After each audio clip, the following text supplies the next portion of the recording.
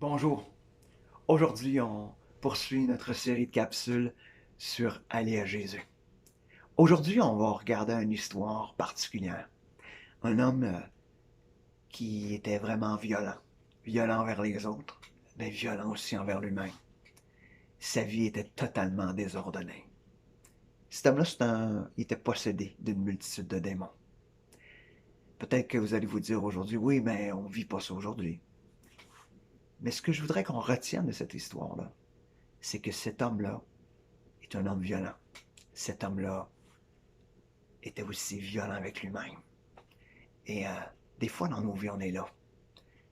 Et quel réconfort pour tous ceux qui ont une vie qui est désordonnée, qui ont une vie qui est chaotique, qui ont une vie de violence, une vie agressive, une vie même suicidaire. Quel réconfort à la lecture de ce texte-là.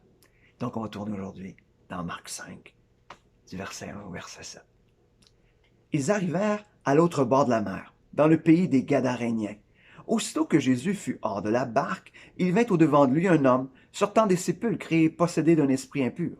Cet homme avait sa demeure dans les sépulcres, et personne ne pouvait plus le lier, même avec une chaîne, car souvent il avait eu les fers aux pieds, et il avait été lié de chaînes, mais il avait rompu les chaînes et brisé les fers, et personne n'avait la force de le dompter.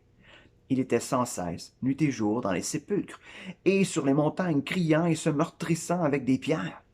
Ayant vu Jésus de loin, il accourut, se prosterna devant lui, et s'écria d'une voix forte, Qu'y a-t-il entre moi et toi, Jésus, fils du Dieu très haut? Je t'en conjure, au nom de Dieu, ne me tourmente pas. Imaginez cet homme qui a une vie vraiment terrible, reconnaît, malgré tout ce qu'il est, que Jésus est le Fils de Dieu. Malgré tout, là, parce qu'on pourrait penser que cet homme-là, dans sa violence, dans son agressivité, ne voudra rien savoir de Jésus. Peut-être même voudra-t-il fuir. Non, il vient à Jésus. Et il vient pas juste pour l'argumenter avec lui. Non, non. Il se prosterne. Donc, il reconnaît vraiment que Jésus est Dieu. Pour moi, c'est un réconfort quand j'entends cette histoire-là. Peu importe ta vie, peu importe le désordre, peu importe la violence, peu importe l'agressivité envers toi-même, peu importe, va à Jésus. Va à Jésus.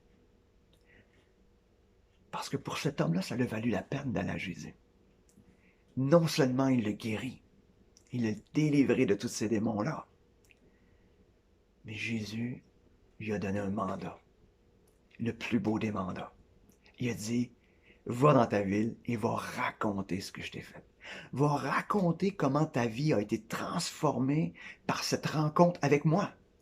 Parce que tu es venu à moi, ta vie a été transformée, il va le dire. Va le dire à tous ceux qui t'entourent. Va le dire à toute ta ville. Et non seulement cet homme-là était dans sa ville, mais il est allé dans toutes les villes des alentours pour raconter ce que Jésus avait fait. Jésus, parce que cet homme-là est venu à lui, a transformé sa vie de chaos en une vie qui avait du sens, en une vie qui était importante, en une vie qui était transformée, qui a probablement transformé la vie de plein d'autres. Imaginez, tout simplement parce qu'il était là Jésus. Alors aujourd'hui, j'ai le goût de t'interpeller. Peu importe ce qu'elle a l'air ta vie, ça vaut la peine d'aller à Jésus. Va à Jésus. Et si tu vas à Jésus, il va te la transformer ta vie. Et il va te rendre utile. Il va donner du sens à ta vie. Est-ce que c'est pas ce que tu désires? Donc, si tu veux que ta vie ait du sens, si tu veux sortir du chaos, va à Jésus aujourd'hui. Sur ce, bonne journée.